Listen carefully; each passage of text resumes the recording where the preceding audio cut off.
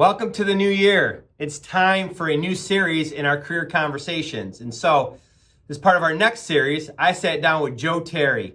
Joe is the CEO of Partners in Leadership. It's a culture management and consulting firm. I met Joe a couple months ago. He was in Grand Rapids. He came to the office. We sat down and we immediately hit it off and had an amazing conversation around culture and leadership. And I followed up with him after that conversation, said, hey, I think we should record this, similar to what I've done with our sales development team and my leader of talent acquisition. And I think we need to record this and share it. And so he agreed. And so we have, I think it's a 7-part series is what we got out of it. We talked for like 2 hours. So we're going to put it in chunks, spread it out over time, but I'm going to invite you to come in and listen to this. And I think there's some great takeaways in there. There were for me. I think there were for Joe, and so hopefully there were for you as well. And so the first one, we're just going to talk about how foundational culture is. And so here we are, and I hope you get something out of it and share any thoughts and comments that you have.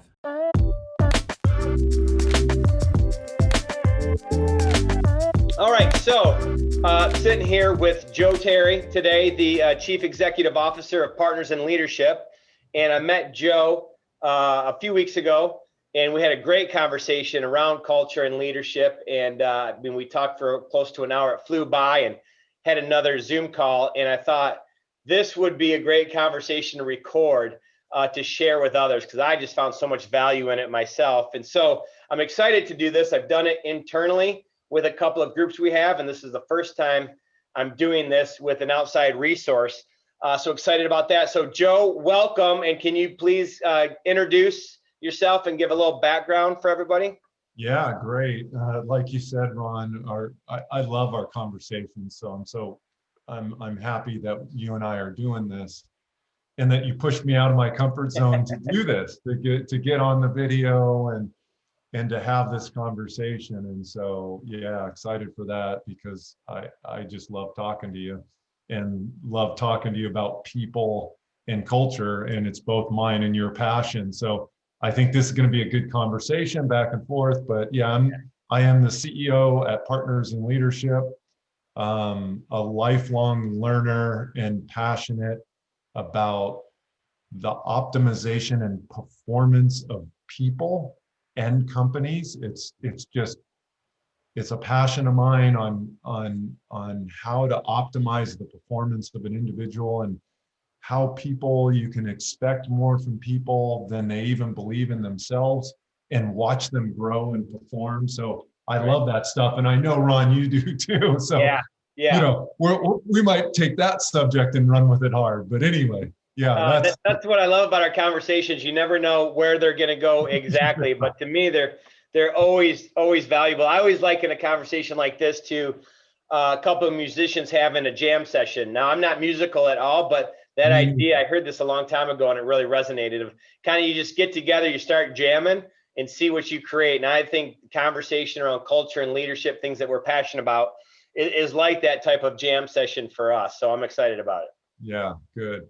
So let's start there, Joe. So, culture, right? I talk about this a lot, you do, and I think it means different things for different people. I think it's, my opinion, it's misunderstood a lot, mischaracterized a lot. So let's just start there. And what does the word culture mean to you?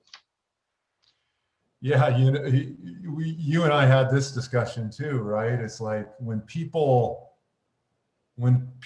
understand really what culture is, you see them light up and get passionate about it, right? Because it goes deep. It goes deep into the heart. And it's funny, Ron, because I was talking to my sister about, telling her what I do, and she's like, well, what's culture? Right? She didn't understand what culture is. And when most people think about culture, and you and I talked about this, it's like, oh, okay, what sort of sodas do we have in the refrigerator? What do our parties look like, and all that?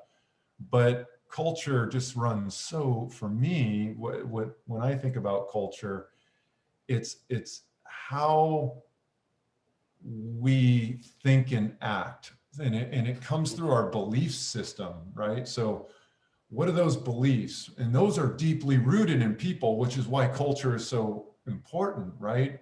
And it's what are those beliefs that we all have?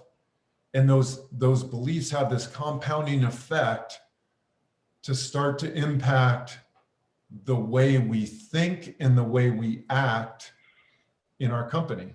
You know, Right. if we talk about company culture. Yeah.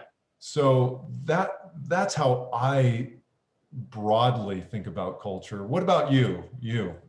How do you think about it? Yeah, it's interesting. I think culture so many times gets mischaracterized as, hey, we throw parties, we do happy hours, Yeah. you can bring your dog or your kid to work or stuff like that. And that's part of having fun, and fun is part of a culture, but that's not culture of itself. And I've seen leaders make the mistake that think if they do that, they're building great culture. But then if they're not engaging their teams or developing them or creating opportunities for them, or getting, having them see the value they bring, they think they can make up for all that with parties and happy hours, and they can't. Right. They can't do it. So, culture, we talk about a set of shared values and beliefs. You talk about it deeply rooted, right? Like we bring that, we share that. We may have different political beliefs, religious beliefs, come from different backgrounds, and all that is awesome and amazing, but we can be rooted on those shared kind of values and beliefs for us around how we take care of the customer, how we treat each other, how we work together. So that to me is culture. And around here, I think it really means, like, do I know the impact that I have on the organization? Do I know and am I recognized for the value that I bring? Meaning, do I have purpose and meaning in the work that I do? And I know how it contributes, and I'm part of a team and a contributing part of the team. And I can see that, I'm measured on it, and I'm recognized and rewarded for that. Everybody sees that. That to me is part of culture, at least our culture here at Service Express. And think about that, Ron. Think about what you just said, right? And one, I think the video will capture like your energy changed when you began to talk about that. Yeah. But think about some of the things you said. What you said can't be outsourced. It Right. can't be, it can't be delegated.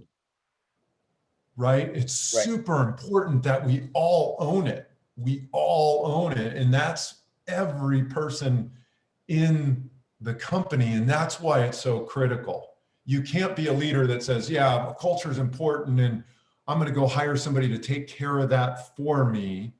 And I'm not going to own it, right? I'm going to have somebody do it for me and make sure I've got the parties and doing all that. And isn't this a great place to work? But it's those daily interactions. And you said one other thing that I wanted to hit on because that was really, really important. It's that mission and purpose and being tied to something. Oh, I know what you said. This is phenomenal. This is really good what you said. You said we come from different political views, different cultures, different ethnic backgrounds.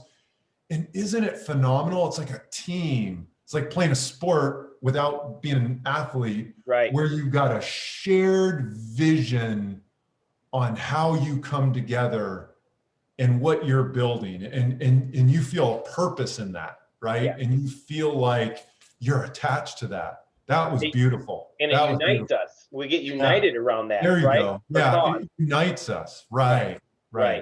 And you can't outsource it, like you said, and your competitors can't copy it. They can't duplicate it. That's what I love too. They can say all these things, but they can't copy it. If they own it, have the same exact thing and build their company, that's great, right? And it's authentic to them. But if they don't, they can't use the same words, the behaviors, that whole adage of how you act and what you do speaks so loud, I can't hear what you say.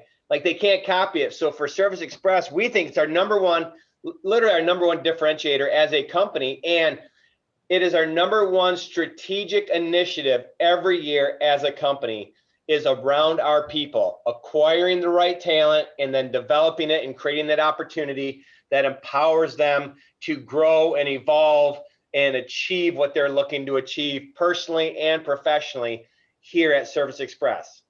Yeah, great point. It can't be replicated. So therefore, it becomes your differentiator as a company on how you execute, right? So you could have exactly the same IP, the exact same target market.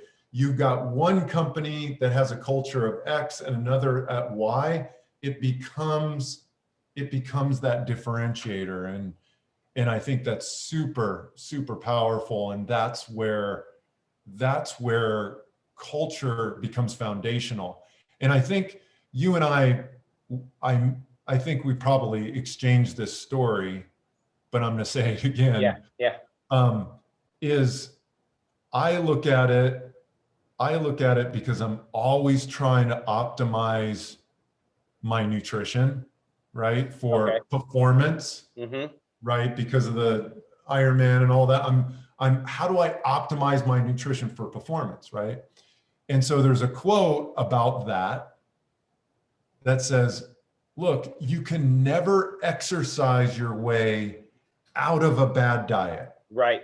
You can get good, Yeah. but you can never exercise your way out of a bad diet. And what that means is nutrition is foundational. If you nail that, anything you put on top of it just compounds the performance. And the best athletes in the world know, you see this as athletes age. It's really interesting. As they get older, they get smarter and they go, wait a minute, I can't go to McDonald's and perform on Sunday like I should, right? And they start hiring coaches and their careers end up going longer and performing at higher levels, right? And so culture is the same thing, Ron. Yeah. Foundational differentiation, right? It can't.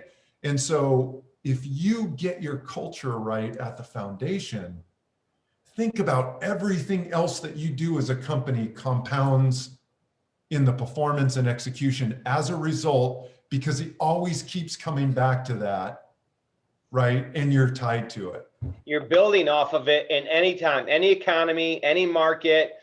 During COVID right now, during the financial crisis, right when that happened, culture was foundational, didn't change. And what allowed us and empowered us to grow through it during those times, because the right people rallied together and can solve any problem, in my opinion.